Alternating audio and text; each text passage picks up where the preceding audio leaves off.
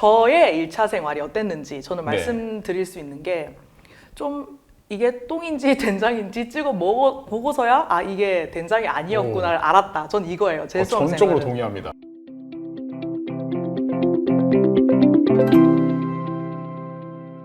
네, 안녕하십니까. 상세한 인터뷰에 새를 맡고 있는 김세원 변리사입니다. 자, 오늘은 좀 되게 대단하신 분을 모시고 이제 인터뷰를 하게 되었습니다. 네, 60회 변리사 시험 합격자 정혜진 합격생이신데요. 전체 6등을 하셨고 이제 앞으로 상표 강사도 하실 예정이기 때문에 굉장히 조금 관심 있게 지켜보고 있는 합격자입니다. 자, 그러면 일단 들어가기 앞서서 본인의 자기소개 한 번만 부탁드리도록 하겠습니다. 안녕하세요. 이번 60회 변리사 시험 합격자 정혜진입니다. 제가 수험 기간이 굉장히 길어서 오랫동안 연말을 제대로 즐기지 못하고 매년 한빛에서 올려주는 합격자 영상을 보면서 좀 서글픈 마음을 달래면서 지내왔었는데요.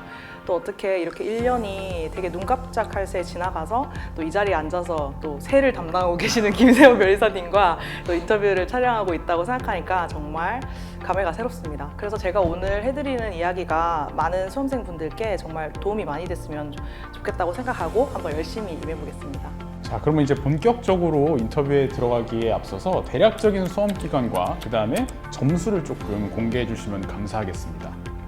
저는 수험 기간이 굉장히 길고요. 그래서 이제 이렇게 솔직하게 말씀드리면 다들 놀라시곤 하는데 약간의 신비주의를 더해서 저는 3시 이상이고요. 이번에는 59.88로 전체 6등으로 합격했습니다.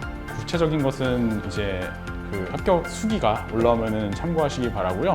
3시 이상이신 분들께서 이제 공부 방법을 생각을 하실 때 많이 참고하시면 좋을 인터뷰라고 생각이 됩니다.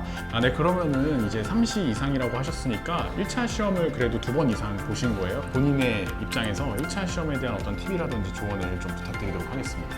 가장 중요한 게 뭘까 생각하면 이제 모의고사가 시작이 되죠. 시작이 되는데 지금 나오는 모의고사 점수가 1차 결과랑 똑같다라고 생각을 해선 절대 안 된다는 거 되게 강조드리고 싶어요. 왜냐면 저도 지금쯤에 모의고사 치고 점수가 잘 안 나와서 이제 그거가 자기가 더 열심히 해야겠다라는 자극제가 되는 분들이 있는데 또 어떤 분들은 나 지금 안 되면 올해 안 될 것 같은데 이렇게 하고 손을 놓는 분들이 정말 많다고 생각을 해요. 맞아요. 근데 이게 시험은 무조건 마지막 한 달, 뭐 한 달도 많을 수 있어요. 2주 이때 어떻게 달렸느냐에 따라서 결과가 정말 천차만별로 달라질 수 있기 때문에 절대 지금 고삐를 늦춰서는 안 된다. 내가 점수가 잘 나와도 계속 그렇게 가줘야 되고 점수가 못 나왔다고 해서 이제 뭐 좌절하면 안 된다. 이렇게 말씀을 드리고 싶고 이제 시작하시는 분들도 계실 거예요. 1년 이렇게 잡고. 근데 그분들한테 제가 조금 더 드리고 싶은 말씀은 제가 1차를 준비를 할 때 시간 1년 남았으니까 나 이번에 좀 완벽하게 해서 1차 1등 한번 해볼까? 이렇게 마음을 먹는 거예요. 처음에 진도를 빼야 되는데 그렇게 안 하고 막 오늘 뭐 민법 몇 강을 들었다. 그럼 나 오늘 여기서 나온 거 다 외우고 넘어갈 거야. 이렇게 마음을 먹게 되는 경우가 많더라고요. 근데 우리 시험은 양이 워낙 방대하기 때문에 처음에 봤던 거를 한 바퀴 돌고 다음 돌아왔을 때 그 사이에 텀이 점점 줄어야 시험장에서 내가 그거를 이제 활용할 수 있는 거잖아요. 그러려면 처음에 막 너무 따박따박 오늘 배운 거 다 외우고 넘어가야겠다. 이렇게 하면은 진도도 안 나가고 어차피 한 바퀴 돌고 돌아오면 다시 처음이에요. 그럼 그때 좌절을 하죠. 그렇죠. 그리고 슬럼프에 빠지는 거죠. 나는 안 되는 모양이다. 그런데 그거보다는 처음에는 그냥 강의 듣고 복습하고 그냥 따박따박 진도 빼고 이해하고 그렇게 해서 문제 풀고 이렇게 해서 처음으로 돌아오는 텀을 뭐 줄이고 이렇게 하는 게 그냥 가장 정석이고 오히려 가장 빠를 수 있는 방법이라고 저는 생각합니다. 전적으로 동의하는 바입니다. 1차 시험을 준비하시는 분들께서는 내가 너무 완벽하게 하기보다는 빠르게 다시 돌아와서 또 보고 할 생각으로 이렇게 공부를 하시는 게 좋을 거라고 판단이 됩니다. 자, 그러면은 이제 1차 시험 그 수험 생활을 본인이 이제 한 문장으로 표현한다면은 어떻게 표현할 수 있는지 한번 부탁드립니다. 저의 1차 생활이 어땠는지 저는 네. 말씀드릴 수 있는 게 좀 이게 똥인지 된장인지 찍어 보고서야 아 이게 된장이 아니었구나를 알았다. 전 이거예요. 제 수험 전적으로 생활은. 동의합니다. 네. 왜냐면은 결국은 돌고 돌아서는 그거였어요. 많은 분들이 설명하시는 방법대로 하면 얼마든지 안정적으로 합격할 수 있다. 우리 수험생분들이 다 이제 똑똑하시고 워낙 공부에 이제 맞습니다. 좀 짬이 많고 이런 분들이 들어오시니까 나 이렇게 할 수 있는데 이렇게 하는 경우가 많은 것 같아요. 근데 맞아요. 물론 그런 분들도 합격하실 수 있어요. 많이 합격하시죠. 근데 저의 경우는 굳이 검증을 해보는. 그러니까 남들이 안 하는 거를 굳이 해보고 된장 아니고 똥이었는데 이러고 나서 다음 또 확인하러 넘어가고 오케이. 그런 게 있었어요, 저는. 잘 들으셨죠? 제발 말 좀 들으세요. 네, 제가 뭐 거짓말을 하겠습니까? 네, 강사들이 시키는 대로 하면은 합격하는 데는 지장이 없으니까 1차 시험 같은 경우는 성실하게 본인의 길을 걸어 나가시는 게 중요하다고 생각합니다. 자, 그러면은 이제 진짜 본격적으로 네. 많은 분들이 궁금해하실 부분인 것 같아요. 2차 네. 공부 방법으로 넘어가도록 하겠습니다. 2차에 대한 어떤 구체적인 공부 방법이나 그 커리큘럼에 대해서 조금 말씀을 부탁드리도록 하겠습니다. 올해 내가 시험을 고득점으로 안정적으로 합격하는데 가장 도움이 된 방식이 뭐였나에 대해서 말씀드리면 좀 심심하겠지만 오히려 기본으로 돌아가자였습니다. 그게 진짜 고수들이 하는 말이죠. 그렇죠. 네. 왜 그러냐면은 제가 되게 장수생인데 이게 물론 본인이 되게 잘해 오셨지만 이제 아무래도 사람이 채점을 하는 시험이다 보니까 정말 운 때문에 떨어지신 분들도 많을 거예요. 근데 저는 그게 아니었다고 생각을 하거든요. 왜냐하면 제가 실제로 소수점 탈도 많이 했어요. 뭐 0.1점, 뭐 0.8점 이렇게도 떨어져 봤고 어떤 해에는 뭐 평균을 훨씬 넘는데 뭐 특허 꽈락 이렇게도 떨어져 봤어요. 그러니까 되게 다양한 경험이 있지만 저는 그거가 운이 나빠서 그랬다라고 생각을 안 했어요. 왜냐면은 얼마든지 커트라인을 훌쩍 넘겨서 합격하게끔 공부를 했으면은 운이 조금 좌우를 했어도 붙었겠다라는 생각이 있었거든요. 그래서 이런 여러 가지 경험을 토대로 올해 제가 공부 계획을 다시 짤 때 생각했던 건 진짜 기본이 제일 중요하다. 강사님들이 기본이라고 이야기하는 데는 분명히 이유가 있고 이거 중요하니까 제발 이것도 하세요 하는 데는 정말 이유가 있다. 결국 수험장에서는 아는 게 나와요. 맞죠. 너무 익숙해요. 이거 맞아요. GS, 이거 김세원 변리사 어디 몇 회차 봤는데 진짜 이런 게 많이 나와요. 근데 문제는 나오고 나서 난 생각하는 거예요. 나 빼고 다 잘 썼겠다. 네, 그래서 요약을 하면은 네. 기본이 중요하다입니다. 네. 그래서 기본기를 지금 이제 충실히 하시는 게 중요한 것 같고요. 그러면은 이제 조금 더 구체적으로 지금 대략적인 걸 설명해 주셨다라면은 네네. 이제 메인 포인트에 대해서 뭐 암기 관련이라든지 뭐 이해 관련이라든지 이런 것들 한번 설명 부탁드립니다. 수험장에서 뭐를 시간에 맞춰서 쓰려면 암기된 게 있긴 해야 돼요. 그렇죠. 그렇죠? 그래서 많은 분들이 뭐 암기를 어떻게 하느냐에 대해서 두 문자를 따서 한다, 뭐 키워드를 위주로 한다, 뭐 이런저런 이야기가 많잖아요. 근데 결론부터 말씀드리면 저는 암기하는 걸 너무 싫어해요. 그걸 좋아하는 사람 없죠. 그렇죠. 네. 그래도 그게 빨리 가는 방법이라는 걸 알고 암기를 시간 투여하시는 분들이 그쵸. 많잖아요. 근데 저는 오히려 어떻게 했냐면 수업별로 새로운 판례 이런 거 나오면은 강사님들이 새롭게 따주시는 게 있어요. 그거는 적당한 선에서 나 이거 못 받아들일 것 같은데 하면 안 받아들였어요. 그냥. 맞아요. 그게 맞습니다. 그렇게 하고 이제 저는 오히려 두 문자보다는 키워드파였어요. 근데 그 키워드 자체를 평소에 엄청 시간을 내서 암기를 해야 한다고 생각하면 그거 자체가 부담이 돼서 그냥 공부가 하기 싫더라고요. 네. 그래서 저는 올해 어떻게 활용을 했냐면 제가 이제 본가에서 공부를 하고 매주 GS를 들어 올라왔어요. 그러면은 그 KTX에서는 시간이 몇 시간 안 되잖아요. 그때 그냥 엄청 집중을 해서 암기를 한 거예요. 아니면 오전 강의 듣고 점심을 따로 안 먹었어요. 그냥 뭐 배 채울 거, 요깃거리 들고 다음 강의실 이동해서 요깃거리 잠시 먹는 뭐 30분, 1시간. 그때 그냥 순간적으로 집중해서 본 거. 공부를 이제 다들 어떤 방식으로 하는지 강사 입장에서는 많이 보게 되잖아요. 사실상 공부를 쉬지 않고 하신 겁니다. 그렇죠. 모든 순간에 이제 그 암기라든지 이해라든지 그런 거를 키워드에 연관시켜서 하고 있었다라고 저는 이제 받아들여지거든요. 네. 뭐 암기는 뭐 그렇다 치고 네. 그럼 생활 관련해서는 또 어떻게 생활하셨는지 네, 그것도 조금 부탁드립니다. 저는 요즘에 이제 합격자들이 많이 만나잖아요. 이런 데 가면은 정말 계속 얘기하는 게 올해 나는 그 캠스터디 때문에 합격했다. 이렇게 얘기를 많이 해요. 왜냐면 제가 이렇게 계속 그렇게 아쉽게 떨어졌던 건 자신감이 급격하게 떨어지면서 제가 컨트롤이 안 되는 거예요. 그 본인뿐만 아니라 많은 그쵸. 수험생들이 그렇게 됐대죠. 그쵸. 네. 근데 그거를 잡은 사람이 합격하는 그쵸, 거잖아요. 맞아요. 근데 지금까지는 그거를 못 잡아서 항상 그렇게 떨어졌거든요. 그래서 올해는 처음에 시작할 때부터 내가 그럴 걸 아니까 이거를 막아야 된다 이렇게 생각을 해서 그래서 뭘 할까 하다가 이제 캠 스터디를 구한 거예요. 마음 맞는 분을 만나서 3월 말부터 아침에 뭐 8시였나 9시였나부터 이제 서로 캠을 키고 인증을 하는 거예요. 그래서 그분이랑 시험 치기 전날인가 전날까지 했던 것 같아요.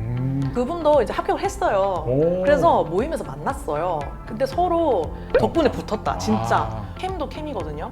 근데 벌금을 저희가 3만 원을 걸고 했어요. 되게 비싸네요. 네, 그리고 막판에 제가 조금 해이해지니까 5만 원으로 올렸어요. 3만 원, 5만 원 이렇게 걸어 놓으면 일단 안 할 수가 없죠. 저 한 달 빠지면 거의 100만 원이니까. 끝나는 거예요. 그리고 1대1로 하는 게 좋았던 게 나중에는 이게 내적 친밀감이 형성되잖아요. 그러니까 내가 오늘 너무 하기 싫어도 내가 안 하면은 이분한테 피해가 갈 것 같은 거예요. 그러니까 여러 가지로 어떻게 보면은 저를 못 살게 군 거죠. 도망갈 구석이 없게 그냥 몰아놓은 거예요, 한쪽으로. 굉장히 배울 점이 많네요. 캠스터디 그 생각 있으신 분들은 나중에 이제 그 우리 정해진 합격생한테 질문도 해보시고 하시면 좋을 것 같습니다. 자, 그러면 이제 조금 더 이제 구체적으로 가서 제가 미리 인터뷰하기 전에 이제 각 과목별 점수를 여쭤봤어요. 근데 상당히 고득점입니다. 그래서 각 과목별 어떤 공부 방법을 조금 여쭤보려고 합니다. 먼저 민사소송법부터 조금 부탁드리도록 하겠습니다. 네, 저는 이번에 민사소송법 67.33으로 합격을 했고요. 올해 또 예년도 그랬고 예전년도 그랬고 그냥 익숙한 문제들이 많이 나오죠. 이상한 문제 나오는데 그거는 나한테만 이상한 게 아니다. 그래서 이제 어떻게 공부를 했냐 말씀을 드리면 근데 이것도 좀 심심해요. 솔직히 뭐 대단한 팁은 없어요. 저는 좀 얇은 책으로 공부하는 거를 선호하지 않는 스타일이에요. 두꺼운 책으로 그냥 평일에 따박따박 진도 나가면서 맞춰서 사례집 좀 풀고 여러 번 보자에 되게 집중을 많이 했고 보통은 실전 GS만 듣죠. 그렇죠. 저 정도 짬이도 되면. 그렇죠. 실전만 듣죠. 네, 근데 저는 그 기초 GS도 들었어요. 이렇게 한 이유가 기초 GS에서도 중요한 거 많이 알려주시던데요. 그래서 올해 제가 민소를 그런 식으로 하면서 느꼈던 것도 물론 기본서 두꺼운 거 보고 사례집 두꺼운 거 보면 내용 다 있죠. 거기 안에 다 있죠. 근데 그거를 동일한 강도로 봐버리면은 강약 조절이 안 되잖아요. 그러니까 강약 조절을 위해서 실전 GS 말고 기초를 하나 더 넣은 거죠. 여기서도 나올 정도면 이거 진짜 중요하구나. 한 번 더 생각하게 되는 게 있었고 올해 제가 GS 쓸 때는 이거 시험장인데 내가 모르는 거 나온다고 안 쓸 것도 아닌데 그럼 해보자, 글짓기 해보자. 그거를 무조건 했어요. 올해는 무조건 하고 평일에 캠스터디를 했죠. 근데 이것도 약간 팁을 좀 드리자면 처음부터 2시간 하면 부담스러워서 하기 싫어요. 한 1주, 2주는 한 문제만 쓰는 거예요. 그러고 나서 이제 뭐 한 시간도 늘리고 2달 하니까 그냥 막연한 두려움 있잖아요. 쓰는 게 무섭다 이 그쵸. 느낌 그게 없어지더라고요. 맞아요. 그게 중요합니다. 네. 저도 이거 굉장히 동감하는 게 결국에는 우리 써야 되는 시험이다 보니까 GS에 딱 들어갔을 때 이게 최신판이라서 모르겠다. 그러면은 이제 저는 이렇게 조언을 드리거든요. 답안지를 그려라. 그린다는 게 본인이 알고 있는 법리로 어떻게든 써봐라 이거죠. 네네. 그게 중요한 것 같습니다. 네. 진짜 배울 점이 되게 많은 네. 이제 합격생입니다. 여러분들 잘 보시기 바랍니다. 자, 그래서 이제 뭐 6월 GS까지도 이제 뭐 말씀을 해주셨는데 한번 그 계속해서 말씀 부탁드립니다. 그러니까 민소가 다 그렇지 않나요? 내가 되게 잘한다는 느낌을 못 받는 게 잘하시는 분들이 너무 많아요. 그렇죠. 그래서 6월 GS 들어가서도 나 되게 안정적이다 이런 느낌은 못 받았어요. 잘나온 회차에서는 뭐 10손가락 안에 들 때도 있었지만 좀 안 나오는 회차에서는 50% 밑으로 떨어질 때도 있었어요. 근데 올해는 조금 이제 예년이랑 달랐던 거는 아니 수험장에서 한 번만 잘 쓰면 되는 거 아니야? 생각을 진짜 계속 했던 것 같아요. 근데 그게 잘 안 되잖아요. 잘 안 되죠. 일희일비 하게 되잖아요. 근데 올해는 진짜로 제가 이거를 무조건 올해 끝낸다 이 마음이 정말 강했고 그래서 이제 제 스스로 열심히 하고 있었던 제 시간에 대해서 믿음이 있었던 거죠. GS 성적에 굉장히 연연하시는 분들이 많잖아요, 보시면은.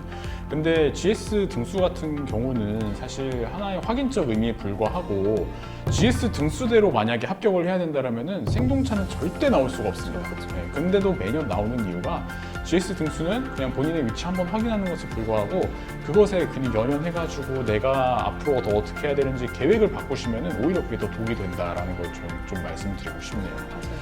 자, 그러면은 이제 민소는 그렇게 하셨고 네. 특허도 굉장히 점수가 높아요. 네, 그 특허법은 혹시 어떻게 하셨는지 한번 부탁드립니다. 특허가 올해 54점이 나왔는데요. 사실은 저는 특허 때문에 너무 고생을 많이 했어요. 특허가 너무 안 맞는 거예요. 제가 특허 한번 꽈락한 적도 있고 이러다 보니까 좀 그게 트라우마처럼 자리가 잡아가지고 계속 공부를 하면서도 이게 맞나? 이거 맞나? 이 생각을 정말 많이 했던 것 같아요. 그래서 올해 제가 생각했던 거는 그냥 강사님 한 분 커리큘럼만 타자. 나는 내가 따라갔던 강사님이 뭐 멘탈이든 뭐 수업 외적인 어떤 생활 관리 부분이든 아니면 수업 시간에 알려주는 방식이든 그냥 이게 맞다고 하면 그게 맞는 줄 알고 가자. 올해는 진짜 그렇게 생각했어요. 모든 과목을 똑같이 전략 과목으로 삼을 수는 없는 거잖아요. 맞아요. 그렇기 때문에 저는 민사소송법을 어쨌든 열심히 또 괜찮게 했고 특히 상표법이 저한테는 굉장한 전략 과목이었기 때문에 내가 저기 특허가 안 맞으면 이걸 억지로 같이 끌어올리려고 생각을 하는 것보다 그 에너지를 조금 더 상표로 가자 이렇게 하고 특허는 진짜 한 강사님만 쭉 따라갔어요. 저는 이것도 굉장히 또 동의가 많이 되는 게 특허나 상표나 모두 마찬가지인 게 GS에서 굉장히 많은 문제를 내는 거예요, 사실. 그래서 모든 논점이 다 커버가 됩니다. 근데 이제 본인이 불안하기 때문에 이제 이 컬이 탔다가 이 컬이 탔다가 이렇게 하잖아요. 근데 물론 뭐 실전 GS를 여러 개 들어보는 거는 뭐 좋을 수가 있어요. 커리큘럼 자체를 막 책을 갑자기 막 이거 봤다가 이건 네. 좀 아닌 것 같습니다. 네. 자, 그러면 선택 과목은 디자인 보호법을 선택을 하셨네요. 네. 그래서 디자인 보호법에 대해서 한번 또 조언 부탁드립니다. 저는 디자인 보호법은 올해 56.33이 나왔고요. 디자인 보호법은 많은 분들이 선택을 하시잖아요. 1차에도 있죠. 그래서 저는 디자인 보호법 선택 과목 선택한 이후로는 그냥 1차, 2차 동일한 강사님 계속 들으면서 이제 뭐 2차 시즌 다시 돌아오면 까먹었던 거 다시 기억해내고 까먹었던 거 다시 기억해내고 GS도 여러 개 안 들었어요. 그냥 한 강사님이 뭐 판례 강의 하시면은 판례 강의 듣고 디자인 보호법 요즘에 판례가 크게 나와요. 최근 들어서. 그래서 오히려 약간 다른 과목 공부하는 거랑 연계지어서 공부하기 오히려 좋았어요. 그리고 특히 올해 같은 경우에는 좀 더 약간 뭐 특허스러운 이런 문제도 나왔던 것 같고요. 그래서 올해는 더 좀 수월하게 느껴졌던 것 같기도 한데 결론적으로 정리를 해서 말씀드리면 저는 디자인 보호법은 3월부터 만약에 시작을 했다. 하루에 30분씩 기본서 보는 거예요. 근데 그러면은 진짜 돼요. 30분이든 1시간이든 그냥 매일 꾸준히 하는 거. 맞아요. 그냥 그게 누적이 되면은 자연스럽게 익혀지죠. 그 판례 같은 문구도 비슷한 게 계속 반복되잖아요. 네. 그러니까 그 양이 적은 과목이라는 거에 이점을 최대한 살려야 된다. 근데 너무 만만하게 봤다가는 큰 코 다친다. 맞습니다. 네, 그건 이거 것 같아요. 정말 맞습니다. 너무 네. 만만하게 보시지도 말고 그렇다고 너무 몰빵하시지도 네. 말고 적절하게 조금 시간을 투입을 하시되 끊이지 않고 맞아요. 지속적으로 네. 까먹지 않고 하는 게 중요한 것 같습니다. 네. 자, 그럼 이제 대망의 네. 가장 자신 있었던 과목 네. 상표법에 대해서 한번 말씀 네. 부탁드리겠습니다. 일단 점수부터 한번 공개하시죠. 네. 네. 올해 저는 58.33이 나왔고요. 제가 수험 기간 내내 정말 상표 때문에 위안을 얻었죠. 판례 이런 거 너무 재밌잖아요. 그렇죠. 근데 이게 저는 제가 몇 년 전에 이제 이렇게 생각을 했던 것 같아요. 상표를 어려워하시는 분들이 왜 어려워할까? 근데 나는 왜 이게 안 어렵지? 일단은 1차는 10문제만 맞추고 올라오잖아요. 그렇죠. 그 1차에 당연히 맞게 공부를 해야 되니까 뭐 조문 OX, 판례 뭐 이렇게 하다 맞다 아니다 이렇게만 하니까 근데 당장 3월에 딱 올라와서 느끼는 거는 그래서 답안지 뭘 쓰라는 거야? 이런 느낌이 맞아요. 드는 거예요. 네. 그러면은 이제 생각하는 게 처음에 특허랑 상표를 딱 접하면 특허보다는 상표가 조금 더 우리 익숙한 느낌이 있잖아요. 그렇죠. 실생활에 보는 네. 어떤 그 상표들이 나오니까. 맞아요. 근데 거기에 너무 몰입하면 안 되는 것 같아요. 맞아요. 그러니까 왜냐면 그러면 막 생각하게 돼요. 상표 너무 재밌어. 안 해야 된다고 저는 생각해요. 그런 거 네, 괜히 실생활에서 창작하지 마시고 판례 열심히 공부하시고 맞아요. 그거를 최대한 어떤 스토리텔링처럼 이해하시면 좀 재밌지 않을까? 저는 그렇게 맞아요. 생각을 합니다. 그리고 그 판례가 왜 나왔는지에 대해서 생각해 놓으면 오히려 공부하기 쉬워요. 예를 들면 상표법 뭐 주지 저명한 33조 1항 3호 이런 거 보면 그냥 너무 말이 밍숭맹숭 하잖아요. 별 말이 없잖아요. 저 굉장히 추상적이죠. 네, 그러니까 생각하는 거예요. 이게 왜 대법원까지 갔을까?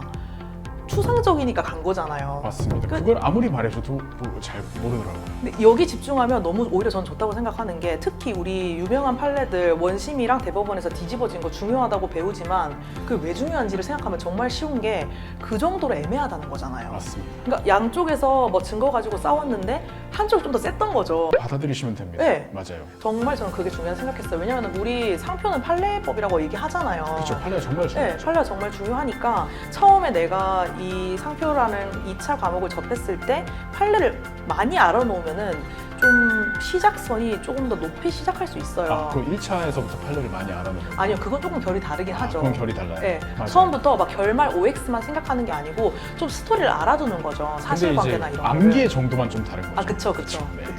2차를 떨어지고 1차를 다시 돌아가면 이해의 폭이나 깊이가 훨씬 넓어진 상태에서 1차를 보게 되잖아요. 맞아요. 그럼 느낀 게 1차 강사님들이 2차에서 중요한 거 다 말씀해 주시네? 이걸 진짜 많이 느꼈어요. 수험 적합적으로 공부를 하려면 또 너무 2차스럽게 1차를 공부할 수는 없으니까 1차 공부 다시 돌아갔지만 집중은 조문 판례 결말에 하되 조금 내가 여유가 있으면 상표 같은 경우 판례 사실관계나 조금 더 판례 중요한 문구 이거 정도 좀 더 발라놓으면 2차 올라갔을 때 조금 수월하게 시작할 수 있다 이거고 우리는 답안지에 올려놔야 되잖아요. 교수님이 봤을 때 맞는 답이 되게끔. 그럼 우리는 그냥 판례 결말만 알고 있으면 되는 거예요. 판례의 뭐 사실관계나 결말. 요즘에 특히 동차 합격생들이 점점 많이 늘어나고 있잖아요. 근데 저는 왜 그런가를 생각해보면 시간이 없으니까 아는 그것만 것만 할 수밖에 없죠. 맞아요. 근데 그게 뭐 동차가 운이 좋아서 이게 아니고 진짜 중요한 기본을 했기 때문에 저는 그런 거라고 생각하거든요. 정말 동감하는 바입니다. 네. 그래서 어쨌든 상표는 판례가 가장 중요하지만 판례를 받아들일 때 너무 많은 상상력을 가미할 필요가 없다. 알겠습니다. 네. 그래서 일단은 첫 번째 판례가 중요하다 이런 거 말씀 주셨고요. 네. 그래요. 근데 판례도 중요한데 네. 우리 상표법 문제 보면은 뭐 사례도 나오고요, 단문도 나오잖아요. 그리고 짱돌도 나오잖아요. 네. 그런 것들은 또 어떻게 조금 대비를 하셨는지 말씀 부탁드립니다. 이거는 판례랑 연계를 지어서 했어요. 그럼 처음에는 단일하게 하나씩의 판례를 공부를 하잖아요. 그러면은 이제 주소 설정을 하는 거죠. 그러면은 저는 기본서를 같이 봤거든요. 판례 강의 할 때는 판례를 집중해서 하지만 기본서를 볼 때 이제 계속 찍는 거예요. 이제 뭐 33조 1항 3호다. 그러면은 이제 조문이 이렇게 있으면 뭐 여기 파트에 해당하는 판례 이게 있었다. 뭐 예를 들면 이 문구에서 문제되는 게 이런 판례가 있었다. 뭐 그런 걸 계속 생각을 하는 거죠. 그런 걸 찍어 놓으면 문제에서 짱돌이 나왔어요. 예를 들면 뭐 쓰라는 거야? 이런 문제가 나왔어요. 그쵸. 그러면은 짱돌스러운 문제나 단문스러운 문제에서 키워드를 잡아서 그 키워드에 해당한 판례라도 바르는 거예요. 그렇죠. 그러면 내가 우위에 서는 거죠. 그래서 결론은 판례를 공부를 할 때 동시에 그 조문과 연관을 지어서 주소 설정을 제대로 해두고 보통 판례 하나에 그 테마가 하나진 않잖아요. 그렇죠. 뭐 우리 뉴발란스 주제 유명한 거 거기도 굉장히 많은 이야기를 하고 있잖아요. 많은 얘기를 하고 있죠. 네, 근데 뉴발란스 판례 이런 주제도 있었지. 이렇게 생각하는 걸 몇 번만 해줘도 좀 구조화가 돼서 짱돌 문제나 단문 문제에도 충분히 대비를 할 수 있다는 거죠. 뭔가 저랑 공부 방법이 되게 비슷한 것 같아서 계속 조금 놀라고 있습니다. 아, 그런가요? 자, 그러면은 네. 이제 쓰기에 대해서 네. 상표법 이제 사례 문제에 대해서 쓰기에 대해서도 이제 요거 좀 말씀을 주셨는데 네네. 한번 쓰기에 대해서도 한번 말씀 부탁드립니다. 제가 항상 실패했던 부분이 시간 조절이었어요. 그러니까 왜냐면 욕심이 나는 거죠. 맞아요. 내가 제일 잘하는 과목이다 이런 생각이 있으니까 1번 문제 이런 거 막 뭐 45분, 50분 쓰는 거예요. 그렇게 해서 4번 문제에서 이제 힘이 없어지는 거죠. 늘 그걸 반복했거든요. 근데 그게 이제 수험 적합하지 못했고 전략적이지 못했던 거죠. 그래서 올해는 3월 GS 1회차 때부터 뭐 쓰고 나서 포스트잇에 쓴 거예요. 내가 오늘 1번 문제 좀 수월하게 느껴져서 다 쓰고 났더니 뭐 55분 갔더라. 그래서 내가 4번 문제가 쉬웠는데도 불구하고 뭐 예를 들면 8분 만에 다 써서 못 쓴 것 같다. 이런 거를 다 써뒀어요. 기록을 했군요. 네. 본인의 그 상황을. 그쵸. 포스트잇에. 그래서 대신에 포스트잇에 써서 책 표지에 붙여놔요. 그러면은 2회차 때 그거는 안 하겠다. 절대로. 그렇게 생각했어요. 정말 좋은 네. 팁입니다, 이거. 그렇게 했던 것 같아요. 그래서 같은 실수를 반복하지 않는다. 이것도 네. 중요하고 그래서 종합해서 말씀을 제가 한번 드려보면은 우리 정혜진 합격생 같은 경우는 상표를 굉장히 고득점을 합격을 했는데 일단 판례를 굉장히 중요하게 생각을 하셨고 그다음에 사례 문제라든지 단문 문제도 판례와 연관해서 주소 설정을 하셨고 그다음에 또 쓰기도 그냥 많이 써보는 게 아니라 이제 본인의 약점을 지속적으로 파악하면서 네네. 지속적으로 쓰는 연습을 하셨다. 이렇게 좀 정리를 할 수 있을 것 같습니다. 네. 그러면은 이제 우리 굉장히 상표법의 고수죠. 저도 이제 약간 위기감을 느끼고 있는데 상표법의 강사로서 이제 좀 네. 활동을 하실 계획이라고 제가 알고 있습니다. 네. 그래서 우리 정혜진 합격생 많이 사랑해 주시고요. 네. 본인의 그 어떤 그 강사로서의 포부를 한번 여기서 네. 말씀 부탁드립니다. 일단은 신규 강사가 들어오게 되면 많은 수험생분들이 신규 강사를 선택을 할지 말지에 대해서도 일단 고민을 하게 되잖아요. 그러면은 뭐 안 듣는데 분명히 이유가 있잖아요. 그럼 저는 그 안 듣는 이유를 생각해보면 컨텐츠의 질이 아무래도 오래 공부 강의를 하신 변리사님들에 비해서 떨어질 수밖에 없다고 생각을 해요. 왜냐면 그럴 수밖에 없죠. 시간 투자가 적었으니까. 근데 저는 수험 기간이 굉장히 길고 또 단연간의 경험으로 이 축적된 데이터베이스가 있기 때문에 여타 신규 강사님들에 비해서는 그래도 컨텐츠적인 부분도 어느 정도는 믿고 들어오실 수 있지 않나 이런 생각이 있고, 저는 그렇다면 신규 강사를 선택하는 이유가 뭔가에 대해서 생각해보면 수강생 수가 적기 때문에 조금 더 밀접하게 관리를 받을 수 있다가 큰 것 같아요. 맞아요. 그럼 그랬을 때는 저는 오히려 더 강사의 경험이 중요하다고 생각하거든요.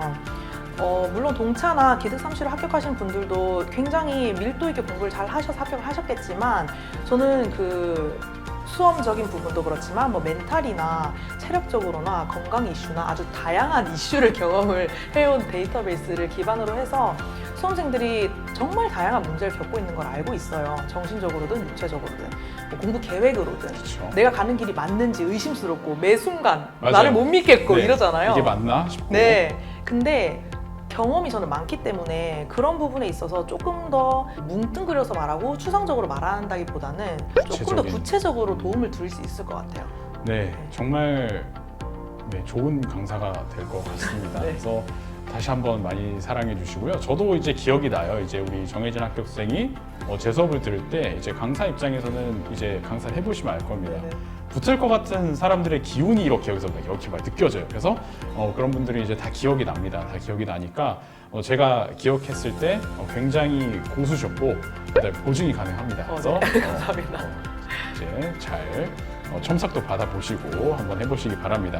자, 그러면 이제 인터뷰 슬슬 막바지로 들어갑니다. 어떤 각 과목들에 대한 어떤 그 인터뷰를 진행해 봤고요. 이제 수험 기간이 이제 조금 계속 길어지는 사람들에 대해서 한 말씀 부탁드립니다.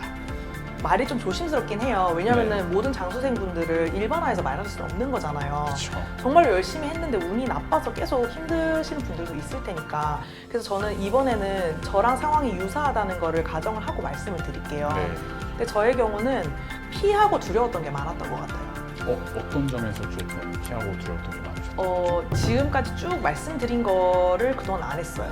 아, 캠스터디 이런 것도 KTX 타고 굳이 여기까지 올라와서 GS 듣고 주말에 혼자서 골방에서 막 열심히 공부하고 내려가고 이게 정말 힘들었어요. 힘들죠. 정말 힘들었는데 그거를 이제 못 견딘 거죠. 스스로 이거를 억제를 못 한 거예요. 수험생은 엉덩이가 자고로 무거워야 되잖아요. 그렇죠. 근데 그게 일단 안 됐고, 그리고 수험 기간이 길어지면은 뭐 더 간절하니까 되지 않냐? 그럼 안 돼요. 수험 기간이 길어진다고 달라지는 건 없어요. 그래서 처음에 무조건 고삐를 쥐고 해야 되는데 우리 안 돼서 지금 여기까지 온 거잖아요. 제대로 본인을 한번 들여다보시는 게 좋을 것 같아요. 내가 뭘 피하고 있나? 예를 들면 그게 쓰기일 수도 있어요. 나 짬 좀 있으니까 그냥 써. 이렇게 생각하고 있을 수 있어요. 아니면은 나 공부 하루에 뭐 예를 들면 이 정도만 해도 되는데 이러고 있을 수도 있다고요. 뭐 하루에 나 일주일에 2번은 쉬어야 되는데 이렇게 할 수도 있고요. 맞아요. 케이스가 너무 다양해요. 그래서 좀 내가 뭐 때문에 떨어졌을까 진짜로 한번 고민을 해보시면 그거 내가 피하고 있던 거, 내가 그동안 귀찮아서 안 했던 거, 무서워서 안 했던 거. 맞아요. 근데 강사 멘토링 이런 거 되게 좋아요. 왜냐면은 제가 올해 그거 했던 건데 캠스터디 하게 된 것도 제가 그동안 멘토링을 신청을 안 했던 게 내가 이렇게 오래 공부한 거 다 까발렸는데 나 열심히 안 한다고 막 생각하면 어떡하지? 막 생각이 많은 거예요. 근데 올해는 제가 그냥 싹 다 저 이렇게 부족했는데 올해 너무 붙고 싶으니까 조언을 해달라 이렇게 해서 그 강사님이 시킨 대로 했거든요. 그러니까 본인이 좀 피하고 있던 거를 좀 한번 맞닥뜨려 보셨으면 좋겠어요. 그러면 오히려 진짜 그게 킥이 돼서 갑자기 고득점으로 올라갈 수 있어요. 근데 물론 저한테 오시면은 제가 도움을 드릴 수 있다. 네. 네. 잘 활용하시기 바랍니다. 근데 저도 이거 굉장히 동의가 되는 게 저는 30대에 이제 그걸 느끼고 이제 30호 합격을 할 수 있었거든요. 근데 본인이 피하고 있는 거랑 그리고 본인이 되게 안일하게 생각하고 있는 거 그런 것들이 사실 본인의 약점일 수 있기 때문에 그런 것들을 좀 객관적으로 바라보고 그다음에 두려워하지 말고 그것을 바꾸려고 하는 네. 노력이 좀 필요하다고 생각이 듭니다. 네. 자, 그러면은 이제 거의 마지막 다 왔습니다. 본인의 2차 시험을 사후적 고찰로 한마디로 표현한다면? 중요한 게 나온다. 중요한 게 나온다. 중요한 게 나온다. 중요한 거 잘 봐라. 네. 네, 반말한 거 아닙니다. 네, 중요한 거잘 그렇습니다. 봐라. 중요한 거 잘 봐라. 자, 그럼 마지막으로 이제 감사 인사 감사합니다. 부탁드리도록 하겠습니다. 제가 이번에 합격자 발표 날에 가족들이 다 모여서 확인을 했어요. 그래서 수험 기간이 워낙 긴데도 그 제 동생들이랑 부모님이 정말 그냥 전폭적으로 지원을 해주셨어요. 제가 뭐 감정적으로 바닥으로 치닫을 때도 정말 많았고, 뭐 쓰러져서 못 일어났던 순간도 정말 많았는데 가족들이 이제 지켜줬다고 생각을 해요. 합격자 발표 날에 정말 오열을 했던 것 같아요, 온 가족이. 그 합격장을 보면서 이거 맞냐? 오류 아니냐? 이러면서 막 전화해서 물어봐야 되는 거 아니냐? 이러면서. 그래서 부모님이 그렇게 우시는 것도 처음 봤고 남동생까지 막 다 울고 이래서 되게 그게 생각이 나는데 가족들한테 정말 너무 감사하고 사랑한다는 말을 하고 싶어요. 가족들이 이제 안 지켜줬으면은 저는 이 수험의 실패가 그냥 내 인생의 실패라고 받아들이고 이제 그냥 그렇게 살았을 수도 있을 것 같아요. 충분히 그럴 가능성이 있거든요, 제 성향상. 근데 이제 가족들이 계속 얘기해줬어요. 이거 안 해도 상관없고 뭘 해도 네가 제일 자랑스럽다고 늘 얘기를 해줬어요. 그래서 제가 이제 끝까지 포기하지 않고 이제 여기까지 올 수 있었던 것 같다. 올해 내내 나 역량까지 생각해서 밥 차려주느라고 고생하신 우리 엄마 너무 감사하고 이제 뭐 힘들 때마다 감정적으로 또 철학적으로 인생에 대한 조언 많이 해주신 아빠도 너무 감사하고 앞에서 언니 누나가 제대로 못하고 있는데 자기네들 번 돈 깎아서 먹으라고 돈 보내준 동생들도 너무 고맙고 그래서 진짜 너무너무 고맙다고 얘기하고 싶고요. 특히 올해는 제가 그 수업 들었던 모든 강사님들께 김세원 변리사님 포함해서 감사합니다. 정말 감사하다고 말씀드리고 싶어요. 변리사님 아까 말씀하셨지만 수업 시간에 앞에서 보면은 붙을 사람 보인다 이런 말씀 해주셨는데 저는 그 얘기 들으면서 나도 그 사람이었으면 좋겠다 이렇게 생각하면서 했던 거 기억이 나요. 그리고 질문 카톡으로 드려도 되게 빨리 답장해 주시고 저 좀 이상한 것 같다 말씀을 드려도 뭐 또 어쨌든 정답으로 돌아올 수 있게끔 도와주시고 이런 부분이 너무 많아서 강사님들 정말 힘든 일 하시면서 이제 도움 많이 주셔서 정말 감사하다고 말씀드리고 싶고 친구들 언니 오빠들 친구들한테도 고맙다고 말하고 싶은 게 제가 수험기간 긴 동안 맨날 밥 얻어먹고 술 얻어먹고 이제 어떨 때는 막 멘탈 터져서 휴대폰 번호 바꾸고 잠적하고 이런 거 많이 했어요. 제가 몹쓸 짓을 많이 했는데 몹쓸 짓을 했네요. 많이 했는데 다 있어줬어요. 그냥 있어주고 다 이해해주고 이래서 앞으로 제가 한동안 밥도 많이 술도 많이 사겠다 말씀드리고 박제가 되니까 네, 그리고 잘 보시기 바랍니다. 이거 이제 마지막인데요. 네. 이건 진짜 좀 오그라들긴 하는데